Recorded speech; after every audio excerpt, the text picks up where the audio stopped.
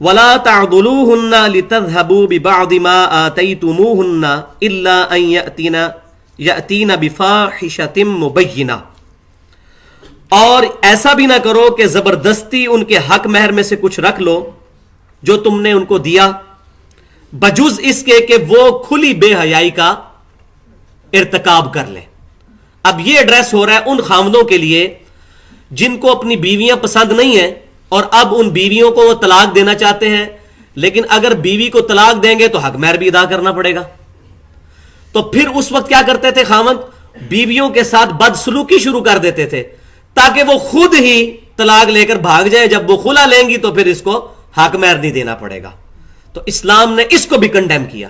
سورۃ النساء ہے یہ، نساء کا مطلب عورتیں، تو عورتوں کے حقوق جو میں نے شروع میں بتایا تھا سورۃ النساء کے تعارف میں، کہ اس سورت کے اندر جو معاشرے کے پسے ہوئے طبقے ہیں، غلام، عورتیں، لونڈیاں، ان کے حقوق کو اپ لفٹ کیا گیا ہے، اور مسلمانوں کے اندر یہ بات راسخ کی گئی ہے کہ ان کے ساتھ بھی انسانوں والا سلوک کرنا ہے۔ ہاں مگر اگر وہ واضح بے حیائی پر اتر آئیں پھر ان کے ساتھ زبردستی ہو سکتی ہے، ویسے نہیں کہ خام خواہ سالن میں نمک زیادہ پڑ گیا تو اس کی بنیاد پہ لڑائی کی اور اس کو مارنا شروع کیا اور آئے دن جھگڑے کرنے شروع کیے تاکہ خود ہی تنگ آ کر طلاق لے کر چلی جائے اور مجھے وہ مہر نہ ادا کرنا پڑے۔ لیکن ایک صورت پہ ہو سکتا ہے کہ وہ کھلی بے حیائی پہ اتر آئے۔ اس سے یہ بات پتہ چلی کہ اگر کسی کی عورت بے حیائی پر اتر آئے تو اس کو یہ اختیار ہے کہ زبردستی اس کو اس گناہ سے باز رکھے گا۔ مثال کے طور پر کسی کی بیوی بغیر پردے کے گھر سے باہر نکلتی ہے تو اس کو پوری کوشش کرنی چاہیے کہ اس معاملے میں وہ اس کے ساتھ زبردستی کرے، اخلاق کے ساتھ سمجھائے، پیار کے ساتھ سمجھائے، اور جب بالکل معاملہ جو ہے وہ ایکسٹریم پہ پہنچ جائے پھر زبردستی کرنے کی کوشش کرے۔ ادروائز ایسی بیوی کو ساتھ رکھنے کی ضرورت کیا ہے؟ لیکن پہلی کوشش اصلاح کی ہو، کیونکہ شریعت کے دائرے کے اندر ایک خامند کی ذمہ داری ہے کہ اپنی بیوی اور بچوں کو دوزخ کی آگ سے بچائے گا۔ وَعَاشِرُوهُنَّ بِالْمَعْرُوفِ، اور زندگی بسر کرو اپنی بیویوں کے ساتھ بڑے اچھے طریقے پر۔ فَإِن كَرِهْتُمُوهُنَّ، اور اگر تمہیں اپنی بیویوں سے کراہت آتی ہے یا تمہیں بیویاں اچھی بھاتی نہیں ہے، فَعَسَىٰ أَن تَكْرَهُوا شَيْئًا وَيَجْعَلَ اللَّهُ فِيهِ خَيْرًا كَثِيرًا، تو عین ممکن ہے کہ تم جس چیز سے کراہت محسوس کر رہے ہو اللہ تبارک و تعالیٰ اسی میں تمہارے لیے خیر کرتے ہیں۔ اور یہاں یہ بات یاد رکھیں، دنیا میں کوئی انسان بھی پرفیکٹ نہیں ہے۔ ماں باپ اچھے رشتے کی تلاش میں بچیوں کی عمریں گزار دیتے ہیں اور پھر وہ کہتے ہیں چلے کوئی کسی قسم کا ہی لڑکا مل جائے ہم شادی کرنے کے لیے تیار ہو جائیں گے، آئیڈیل کی تلاش میں۔ اسی طریقے سے لڑکوں کی عمر گزرتی جاتی ہے آئیڈیل کی تلاش میں۔ تو ایک بات طے کر لیں کہ دنیا میں کوئی شخص بھی پرفیکٹ نہیں ہے، ہر شخص میں کوئی نہ کوئی خامی موجود ہے، اس کو اس کی خامی کے ساتھ ہی ایکسپٹ کرنا ہے۔ ایون امام کائنات صلی اللہ علیہ وسلم کی بیویاں، ان سے بھی نبی صلی اللہ علیہ وسلم کے ساتھ کئی جگہ پر سلوک صحیح نہیں ہوا اور قرآن پاک میں ان کو ڈانٹا گیا سورۃ الاحزاب کے اندر۔ ان سے بڑھ کر کون ہو سکتا ہے؟ جو ہماری مائیں ہیں، جنتی عورتوں کی سردار ہے، سورۃ الاحزاب 21ویں پارے کا آخری صفحہ پڑھ کے دیکھ لیں، آپ کو پتہ چل جائے گا۔ اللہ تعالیٰ فرماتا ہے ان کو کہو کہ آؤ میں تمہیں مہر دے کر چھوڑ دیتا ہوں، اور اگر تم اللہ اور اس کے رسول کی رضا اور آخرت کا گھر چاہتی ہو تو پھر میرے نبی صلی اللہ علیہ وسلم کے ساتھ اسی طریقے سے گزارا کرو۔ تو وہ انشاءاللہ جب وہاں آئے گا میں ڈیٹیل سے بتاؤں گا۔ تو ہم لوگ اس شمار میں ہیں، تو اللہ تعالیٰ فرما رہے ہیں اپنی بیویوں کے ساتھ اس نے سلوک کرو۔ ہو سکتا ہے تم کراہت کھا رہے ہو لیکن ان کی کوئی ایسی چیز جو تمہارے اندر برائی ہے ان کے اندر اچھائی موجود ہو، اور وہ ایسے ہوتا ہے، کئی بار ایسے ہوتا ہے، اللہ تبارک و تعالیٰ اسی میں خیر نکال دیتا ہے۔ سورۃ البقرہ میں بھی ہم پڑھ چکے ہیں کہ کسی چیز سے تم کراہت کرتے ہو اور عین ممکن ہے وہ چیز تمہارے لیے بہتر ہو، اور کسی چیز کو تم اچھا سمجھتے ہو عین ممکن ہے وہ تمہارے لیے بری ہو۔ یہ آیات تو قتال کے کانٹیکسٹ میں تھا لیکن یہ جرنل آیت ہے، کیونکہ قرآن پاک کی آیات جرنل ہے۔ وَإِنْ أَرَدْتُمُ اسْتِبْدَالَ زَوْجٍ مَكَانَ زَوْجٍ، اور اگر تم یہ ارادہ کر لو کہ ایک بیوی کی جگہ ایک اور بیوی لے آؤ، اس کو بدل دو، وَآتَيْتُمْ إِحْدَاهُنَّ قِنْطَارًا فَلَا تَأْخُذُوا مِنْهُ شَيْئًا، تو اب اگر تم نے اپنی بیوی کو چھوڑنے کا ارادہ کر لیا ہے کسی شرعی وجہ سے، تو جو تم نے اس کو ڈھیروں مال دیا ہے حق مہر کے طور پر، تو وہ اس سے واپس نہ لو، یہ کام نہیں کرنا. اتأخذونہ بہتانا و اثما مبینا، کیا تم چاہتے ہو کہ تم بہتان لگا کر کھنا گناہ کر لو، یعنی یہ حرام کا پیسہ تم اپنے استعمال میں لے آؤ. وَكَيْفَ تَأْخُذُونَهُ وَقَدْ أَفْضَى بَعْضُكُمْ إِلَى بَعْضٍ وَأَخَذْنَ مِنْكُمْ مِيثَاقًا غَلِيظًا، اور تم کیوں ان سے حق مہر کے پیسے ان کے روک لیتے ہو، واپس لیتے ہو، حالانکہ تم ایک دوسرے کے ساتھ صحبت بھی کر چکے ہو اور وہ تم سے اس بات پر پختہ عہد بھی لے چکی ہیں. حق مہر کے عوض ہی تو عورت انسان کے لیے حلال ہوتی ہے، اور اب تم یہ چاہتے ہو کہ ان کا حق مہر جو ہے وہ ان سے واپس لے لو، تو اس کی اسلام میں اجازت نہیں ہے. تو یہ اگر بیوی چھوڑنی ہے اس کے ساتھ چھوڑتے ہوئے بھی حسن سلوک کرنا ہے. یہاں میں کچھ احادیث اس حوالے سے بیان کرنا ضروری سمجھتا ہوں تاکہ ہمیں امام کائنات صلی اللہ علیہ وسلم کی مبارک سیرت سے پتہ چلے کہ بیویوں کے ساتھ حسن سلوک کی کس قدر اہمیت ہے. جامعہ ترمذی اور سنن ابن ماجہ میں صحیح سند کے ساتھ حدیث ہے، امام کائنات صلی اللہ علیہ وسلم نے فرمایا، تم میں سے سب سے اچھا وہ ہے جو اپنی بیوی کے ساتھ اچھا سلوک کرتا ہے، اور میں اپنی بیویوں کے ساتھ بہت زیادہ حسن سلوک کرنے والا ہوں. آپ صلی اللہ علیہ وسلم نے اس کو بیان فرمایا. یہ تو آپ صلی اللہ علیہ وسلم کی مبارک زبان سے، اب آپ صلی اللہ علیہ وسلم کی بیوی کی زبان سے بھی سنیں. سنن نبی داؤد کے اندر اور سنن ابن ماجہ میں صحیح سند کے ساتھ حدیث ہے، سیدہ عائشہ رضی اللہ تعالیٰ عنہ کہتی ہیں کہ نبی صلی اللہ علیہ وسلم اپنی بیویوں کے ساتھ انتہا درجے کا حسن سلوک کرنے والے تھے. آپ صلی اللہ علیہ وسلم ان کے ساتھ ہنسی مذاق بھی کیا کرتے تھے. آپ صلی اللہ علیہ وسلم نے اپنی بیویوں کے دل اپنی مٹھی میں رکھے ہوئے تھے. اندازہ کریں، اتنی انڈرسٹینڈنگ تھی. آپ صلی اللہ علیہ وسلم ان کو کھانے پلانے کے اوپر جو ہے وہ آپ صلی اللہ علیہ وسلم کو کھلایا پلایا کرتے تھے، کسی چیز سے روکا نہیں کرتے تھے، فراخ دلی کا مظاہرہ کیا کرتے تھے. حتیٰ کہ سیدہ عائشہ کہتی ہیں اسی حدیث کے اندر رضی اللہ تعالیٰ عنہ کہ شادی کے بعد نبی صلی اللہ علیہ وسلم سے میں نے خواہش کا اظہار کیا کہ میں نے آپ کے ساتھ دوڑ لگانی ہے. تو حضرت عائشہ کہتی ہیں نبی صلی اللہ علیہ وسلم کے ساتھ میں نے دوڑ لگائی تو میں نبی صلی اللہ علیہ وسلم سے آگے نکل گئی. اور پھر ایک وقت آیا جب وقت گزرنے کے ساتھ پھر نبی صلی اللہ علیہ وسلم نے مجھ سے کہا کہ عائشہ اب میرے ساتھ دوڑ لگاؤ. تو جب دوڑ لگائی تو پھر حضرت عائشہ کہتی ہے میں پیچھے رہ گئی اور نبی صلی اللہ علیہ وسلم آگے نکل گئے. آپ صلی اللہ علیہ وسلم فرمایا کہ یہ اس بات کا بدلہ ہو گیا. ٹھیک ہے، وہ پہلے بھی آپ صلی اللہ علیہ وسلم نے شفقت ہی فرمائی ہوگی، نبی سے آگے کون نکل سکتا ہے. تو یہ یہاں تک کی انڈرسٹینڈنگ بیویوں کے ساتھ. لیکن ہمارے پنجاب کے معاشرے کے اندر بدقسمتی کے ساتھ کسی کی شادی ہونے لگے تو اس کو جو بڑی عمر کے لوگ ہیں وہ سمجھاتے ہیں کہ جی پہلے دن ہی کنٹرول کر لینا جی بیوی کے اوپر، تھلے لا کے رکھنا ہے. ٹھیک ہے، تو اس طریقے سے وہ غلط چیزیں جو ہیں وہ پروپیگیٹ کی جاتی ہیں کہ پہلے دن سے ہی لڑائی پڑ جاتی ہے. بیوی کے ساتھ اس نے سلوک کرنا، اس کے ساتھ احترام کے ساتھ پیش آنا، اس کے ساتھ محبت کرنا، یہ تمام چیزیں ثواب میں داخل ہیں. اور نکاح کے کنٹیکسٹ میں پہلے بتا چکا ہوں کہ نبی صلی اللہ علیہ وسلم کی بخاری اور مسلم کی حدیث ہے کہ جو تم اپنی بیوی کے منہ میں لقمہ ڈالتے ہو یہ بھی اللہ کے حضور اجر لکھا جاتا ہے. ٹھیک ہے، اور حجۃ الوداع کے موقع پر آپ صلی اللہ علیہ وسلم کا جو خطبہ ہے صحیح مسلم کے اندر، اس میں بخاری اور مسلم کی متفق علیہ حدیث ہے کہ آپ صلی اللہ علیہ وسلم نے فرمایا کہ میں اپنے بعد سب سے بڑی آزمائش تمہارے اندر عورتیں چھوڑ کر جا رہا ہوں.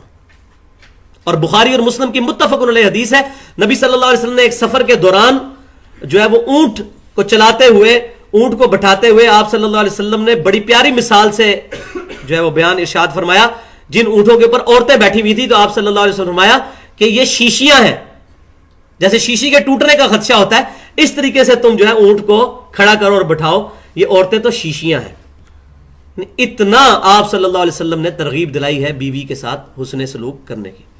لیکن یہ بدقسمتی ہے کہ یہ ایون جو لوگ، بلکہ زیادہ تر ایسا ہی ہوتا ہے، جو لوگ لو میرج کرتے ہیں ان کی جو محبت شادی سے پہلے ہوتی ہے وہ محبت تو نہیں ہوتی ہے، وہ تو فری سیکس ہے اور گناہ ہے اور حرام ہے، سو کالڈ محبت آپ کہہ لیں، وہ پھر شادی کے بعد نظر نہیں آتی.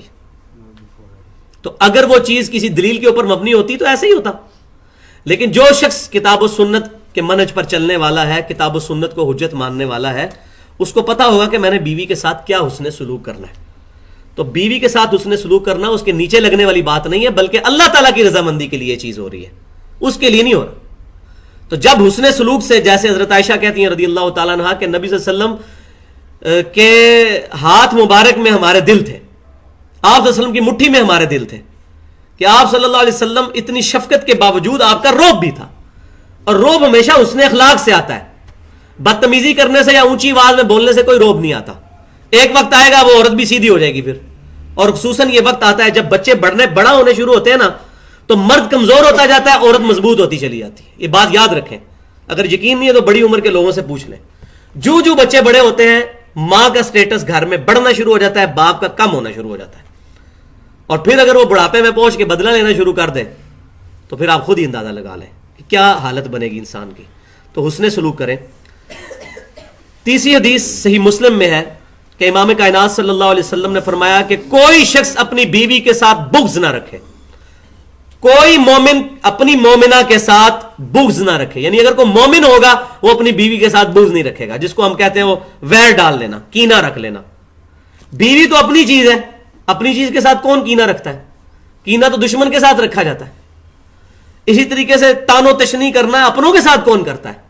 یہ تو معاشرے کا بھی تقاضا ہے، اپنوں کے ساتھ تو کوئی ایسا نہیں کرتا. تو کوئی مومن اپنی مومنہ کے ساتھ بغض نہ رکھے. اگر اس کی کوئی عادت ناپسند ہو تو اس میں کوئی ایسی عادت بھی ہوگی جو تمہیں پسند ہوگی. تو تم پازیٹیو ایزمپشن کرو، پازیٹیو ایٹیچیوڈ رکھو اپنا.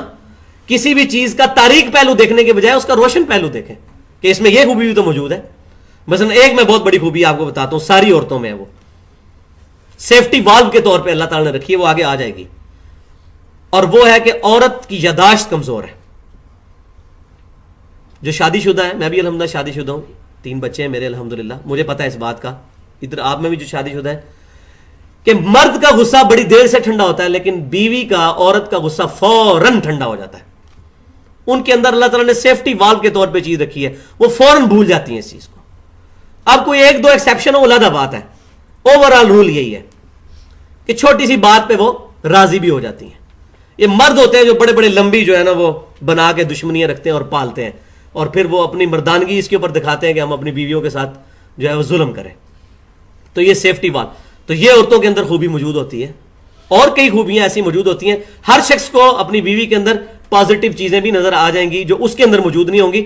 تو اس کے اوپر ایمفسائز کرے کہ میرے اندر تو یہ خامی ہے، تو اس کے اندر یہ خوبی موجود ہے، تو اگر اس کے اندر وہ خامی ہے تو کیا ہوا، میرے اندر بھی تو خامیاں موجود ہیں. تو اس طریقے سے گزارا کر لیں. چوتھی حدیث اسی کانٹیکسٹ میں صحیح مسلم کی ہے، بخاری اور مسلم دونوں میں موجود ہے اتنا پورشن تو، کہ نبی صلی اللہ علیہ وسلم نے فرمایا کہ عورت جو ہے یہ مرد کی پسلی سے پیدا ہوئی ہے، اور پسلی ٹیڑھی ہوتی ہے، تو اس کو سیدھا کرنے کی کوشش نہ کرو، ورنہ تم اس کو توڑ بیٹھو گے. اس سے نفع حاصل کرو اور باقی اس کی جو کمزوریاں اس سے درگزر کرو. اس سیدھا کرنے سے مراد یہ نہیں ہے کہ اس کو شریعت کے احکامات پہ نہیں چلانا، مراد یہ ہے کہ اس کی عادت کے اوپر. عادتیں بعض اوقات تبدیل کرنا بڑا مشکل ہو جاتا ہے، لیکن جو چیزیں شریعت کے دائرے میں ہیں وہ تو ہم نے کروانی ہے، اڈاپٹ کروانی ہے. اس کا تو اختیار ہے، وہ عادت میں تو داخل نہیں ہے. اب کوئی شخص کہتا ہے جی مجھے نماز پڑھنے کی عادت نہیں ہے، تو یہ جبلت میں چیز نہیں ہے. اسی بندے کو اگر کہا جانا آج گورنمنٹ کی طرف سے اناؤنسمنٹ ہوئی ہے کہ جو شخص فجر کی نماز تکبیر اولیٰ سے پہلی صف میں پڑھے گا 5000 روپے وظیفہ روزانہ کا فی نماز، تو آپ دیکھیں اس کی عادت کیسے ختم ہوتی ہے. اس کا مطلب ہے اس نے اڈاپٹ کی ہوئی ہے چیز، اس کی جبلت میں نہیں ہے، یہ اس نے خود اڈاپٹ کی ہوئی ہے. دوسری صف میں پڑھے 3000 روپیہ، تیسری صف میں پڑھے تو 1000 روپیہ، آپ کو پہلی صف میں جگہ نہیں ملے گی. وہی بندے جو کہ صبح 11 بجے اٹھتے ہیں وہ آپ کو تہجد کے وقت بھی مسجد میں نظر آئیں گے. اس کا کیا مطلب ہوا کہ یہ ہماری عادت نہیں ہے بلکہ اڈاپٹ کی ہوئی ہے ہم نے یہ برائی. تو اسی طریقے سے اگر بیوی یا بچے شریعت کی کسی حد کو توڑتے ہیں، وہاں یہ نہیں کہہ سکتے ان کی عادت ہے، ایسا نہیں ہے. اللہ تعالیٰ نے جو شریعت ہم پر نافذ کی اس کا اختیار بھی ہمیں دیا ہوا ہے. اگر ہمیں کہا ہے نا نماز پڑھو، نماز کا اختیار ہمیں دیا ہے، یہ ہمارے اختیار میں. جن چیزوں کا اللہ تعالیٰ نے ہم سے نہیں پوچھنا ان کا ہمیں اختیار نہیں دیا، وہ چیزیں تقدیر میں داخل ہیں. مثال کے طور پر تمہاری آنکھ کا کلر بلیو کیوں ہے اور تمہارا گرین کیوں ہے، یہ اللہ تعالیٰ نے نہیں پوچھنا.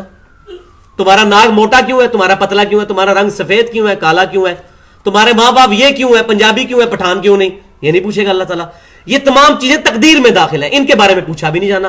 لیکن جن چیزوں کے بارے میں اکاؤنٹیبلٹی اور جواب دہی ہے، وہ تمام کی تمام چیزیں اللہ نے ہمارے اختیار میں دی ہیں. لہٰذا ہم اہل سنت نہ تو قدریہ کے ساتھ ہیں نہ جبریہ کے ساتھ، ہم درمیان میں ہیں. کچھ چیزیں تقدیر میں ہیں اور کچھ چیزیں اللہ نے ہمارے اختیار میں دی ہیں. نہ مکمل طور پہ چیز تقدیر پہ پھینکی جا سکتی ہے اور نہ مکمل طور پہ انسان کے اپنے اختیار میں ہے. تو قدریہ اور جبریہ دو ایکسٹریمز پہ ہیں پینڈولم کی، اور اہل سنت کا منہج جو ہے، اسلام کا منہج جو ہے، وہ درمیان میں ہے، نہ قدریہ اور نہ جبریہ، درمیان میں.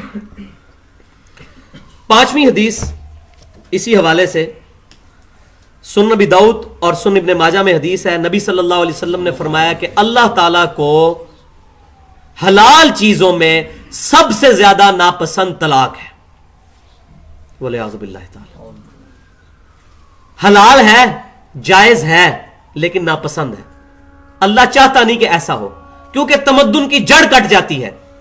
جب میاں بیوی کا رشتہ ختم ہوگا تو بچوں کا پھر کیا بنے گا؟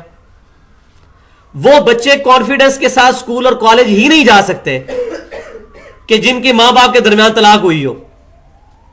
آپ خود ذرا سوچیں نا، جن کے ماں باپ اکٹھے نہ رہتے ہوں، ان بچوں کا کتنا لیک آف کانفیڈنس ہوگا اسکول اور کالج میں، جب باقی بچے آپس میں بات کرتے ہوں گے، آج امی نے یہ کیا، آج ابو نے یہ کیا، تو وہ نہ امی کے ساتھ نہ ابو کے ساتھ، سسپینڈڈ فارم میں. تو حلال چیزوں میں سب سے ناپسند طلاق ہے. کوشش کرنی چاہیے کہ طلاق تک نوبت نہ آئے، ایشوز کو ریزالو کیا جائے. یہ آخری حل کے طور پر ہے. اور آخری حدیث اس کانٹیکسٹ میں صحیح مسلم میں موجود ہے. یہ بہت زبردست حدیث ہے. امام کائنات صلی اللہ علیہ وسلم فرماتے ہیں کہ شیطان نے اپنا تخت پانیوں پہ لگایا ہوا ہے. شیطان نے اپنا تخت پانیوں پہ لگایا ہوا ہے، اور وہاں آ کے اس کے چیلے اس کو بیان کرتے ہیں کہ آج ہم نے کون کون سا گناہ کروایا. کیونکہ شیطان کی بھی ضروریت بہت زیادہ ہے. صحیح مسلم میں حدیث ہے کہ جو بچہ پیدا ہوتا ہے، ایک فرشتہ اس کے ساتھ لگ جاتا ہے اور ایک شیطان اس کے ساتھ لگ جاتا ہے. فرشتہ اس کو اچھائی کی طرف دعوت دیتا ہے، شیطان اس کو برائی کی طرف دعوت. زبردستی نہیں. یہ نہیں ہوگا کہ مسجد میں نماز پڑھنے جا رہے ہیں تو وہ سامنے آ کے کھڑا ہو جائے، میں تمہیں مسیت ہی نہیں وڑن دینا. ایسے کبھی نہیں ہوگا. دعوت. کیوں؟ اگر یہ ہو جائے تو اللہ تعالیٰ ظالم ٹھہرے گا. نعوذ باللہ. اللہ تعالیٰ ظالم نہیں ہے، عدل کرنے والا ہے. فرشتہ بھی دعوت دیتا ہے، اب ہمارے اختیار میں ہم اس دعوت کو قبول کریں یا نہ کریں. شیطان بھی دعوت دیتا ہے. زبردستی نہیں شیطان کر سکتا. وہ آئے گا سورہ ابراہیم میں چل کر کہ میرا کوئی زور نہیں تھا. قیامت والے دن وہ کہے گا کہ انسان پہ میرا کوئی زور نہیں تھا، میں تو اس کو صرف دعوت دیتا تھا. اور دعوت تو اس کو مؤذن بھی دے رہا ہوتا تھا، حی علی الصلاح حی علی الفلاح. یہ اس نے خود چوائس کیا. ویسے ہمیں خود بھی پتا ہے کسی کو کیا دھوکہ دینا ہے. یہ تو فراڈ کر رہے ہوتے ہیں جی، اور تک جی شیطان نہیں یہ کرن دینا، حالانکہ خود پتا ہوتا ہے. اسی کو یہ بتایا جائے نا گورنمنٹ کی طرف سے وظیفہ ہے فجر کی نماز کے اوپر 5,000 روپیہ تکبیر اللہ کے ساتھ، تو شیطان کیا ہے 1 کروڑ شیطان بھی آ جائے کچھ نہیں کر سکتا. اس کا پوری شیطانوں کی فوج بھی آ جائے تو کچھ نہیں کر سکتی. کیوں؟ کہ دنیا کا نفع نقد ہے، آخرت ادھار ہے. اور انسان کی یہ ایک نیچر ہے کہ وہ نقد کی طرف جھکتا ہے، ادھار کی طرف اس کا دھیان ہی نہیں جاتا. اے جہاں مٹھا اگلا کس نے ڈٹھا، وہ یہ کہہ کہ جان چھڑا لیتا ہے. تو اللہ تبارک و تعالیٰ نے آپ صلی اللہ علیہ وسلم کے ذریعے یہ بات ارشاد فرمائی کہ شیطان کا تخت پانیوں پہ ہے. صحیح مسلم میں حدیث ہے. وہاں اس کے چیلے آ کے اس کو بتاتے ہیں. ایک کہتا ہے میں نے زنا کروایا، دوسرا کہتا ہے میں نے چوری کروائی، تیسرا کچھ کہتا ہے. وہ سب کو اپریشیٹ کرتا ہے. پھر ایک چیلا اس کو آ کے کہتا ہے آج میں نے میاں بیوی کے درمیان لڑائی کرا کے علیحدگی کروا دی ہے. اس کو وہ جفی ڈال کے ملتا ہے، پھر معانقہ کرتا ہے. وہ کہتا ہے تو نے اصل کام کیا ہے، کیونکہ تمدن کی جڑ کٹ جائے گی، بچے خراب ہو جائیں گے. وہ بچے پھر معاشرے کے لیے ناسور بن جائیں گے. جن کے اوپر ماں باپ کا سایہ نہیں ہوگا وہ پھر بیرا روی کا شکار ہوں گے. ابھی آپ ٹی وی کے اوپر دیکھ لیں پروگرام، آج ٹی وی پہ قیدی نمبر چل رہا ہے، ایکسپریس نیوز کے اوپر شبیر تو دیکھے گا وہ چل رہا ہے. ٹھیک ہے، اس طرح کے مختلف چینلز پہ آپ پروگرام دیکھیں. اکثر جن کے ماں باپ بچپن میں علیحدگی ہو گئی ہے ان کے بچے پہ بڑے بڑے قاتل اور ڈکیت بنے ہیں. یہ ہمیں پریکٹیکلی نظر آ رہی ہیں یہ باتیں. تو شیطان کا تخت پانیوں پر ہے. اور اسی کی طرف بعض ہمارے جو جدید سکالرز ہیں وہ اس طرف بھی گئے ہیں کہ جو برمودا ٹرائنگل ہے شاید وہی شیطان کا تخت ہو، کیونکہ وہاں جو بھی چیز جاتی ہے وہ کافی بڑا ایریا ہے، وہ غائب ہو جاتی ہے. تو خیر یہ بھی چیزیں متشابہات میں رہیں گی، اس کے اوپر کوئی بھی رائے قائم کی جا سکتی ہے اجتہاداً. لیکن واضح طور پر کسی بات پہ نہیں آیا جا سکتا.